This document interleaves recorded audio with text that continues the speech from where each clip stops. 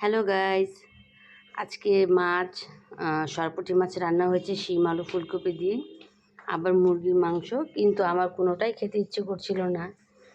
তো আমার ঝাল টক কিছু খেতে ইচ্ছে করছিল। ভাবতে ভাবতে প্রায় সন্ধ্যা হয়ে গেছে দুপুরে খাবারটা খেতে খেতে।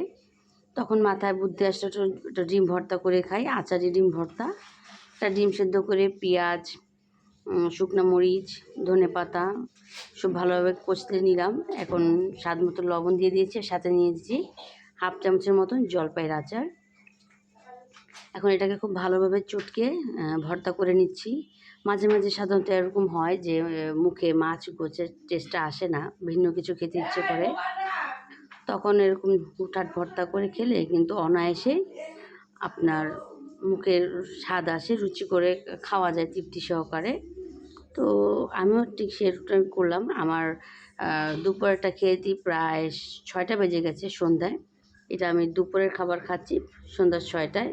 খেতে কিন্তু অনেক মজা হয়েছিল।